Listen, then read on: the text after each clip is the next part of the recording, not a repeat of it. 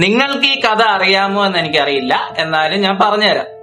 വർഷം 2009, കറക്റ്റ് ദിവസം പറഞ്ഞ ജാനുവരി 9 അക്കാലത്തെ വളർന്നു വരുന്ന ഒരു ഫുട്ബോൾ പ്രതിഭ മാഞ്ചസ്റ്റർ എയർപോർട്ടിന് സമീപം വളരെ ഗുരുതരമായിട്ടുള്ള, വളരെ ഫേറ്റൽ ആയിട്ടുള്ള ഒരു ആക്സിഡന്റിൽ പെട്ടു.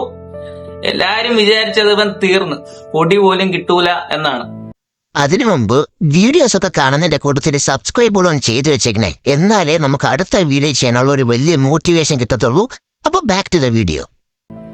എന്നാൽ സംഭവം അവൻ രക്ഷപ്പെട്ടു. ദൈവത്തിന്റെ കയ്യൊപ്പെന്ന് പറയുന്ന പോലെ ഒന്നും പറ്റിയില്ല ഭാഗ്യത്തിന്.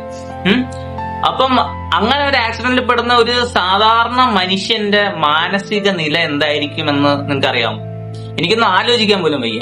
ഞാൻ എന്ത് പറയും, എന്ത് ചെയ്യുന്നില്ല എനിക്കറിയില്ല. പക്ഷെ റെക്കോർഡ്സ് പറയുന്നത് ശരിയാണെങ്കിൽ ഒരു അരമണിക്കൂർ 30-35 മിനിറ്റിന് ശേഷം ഈ ചെക്കൻ എവിടെയെന്ന് അവിടുത്തെ ഇത് കണ്ടുന്ന ആൾക്കാർ നോക്കിയപ്പോ അവർക്ക് കാണാൻ പറ്റിയില്ല. ഇവ എവിടെ പോയെന്ന് ഒരു അറിവുമില്ല.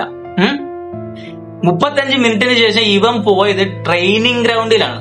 ഇത്രയും വലിയ ഫേറ്റൽ ആക്സിഡന്റ് കഴിഞ്ഞ് എങ്ങനെ രക്ഷപ്പെട്ടെന്ന് പോലും അറിഞ്ഞുകൂടാതെ നിൽക്കുന്ന ഒരു മാനസിക നിലയെന്ന് ഇവൻ ഡയറക്റ്റ് പോയത് വെറും അരമണിക്കൂറിന് ശേഷം ഇവൻ പോയത് ട്രെയിനിങ് ഗ്രൗണ്ടിലാണ്. ആ പ്രതിഭയുടെ, ആ ഫുട്ബോളറിന്റെ പേരാണ് ക്രിസ്ത്യാനോ റൊണാൾഡോ. നിങ്ങൾ എല്ലാരും ഇങ്ങനെ മാറി മാറി ചോദിക്കുന്നുണ്ടല്ലോ, എന്തിനാണ് ഇങ്ങനെ പിടിച്ചു വെക്കുന്നത്? എങ്ങനെ ആരാധിക്കാതിരിക്കും ഈ മനുഷ്യനെ?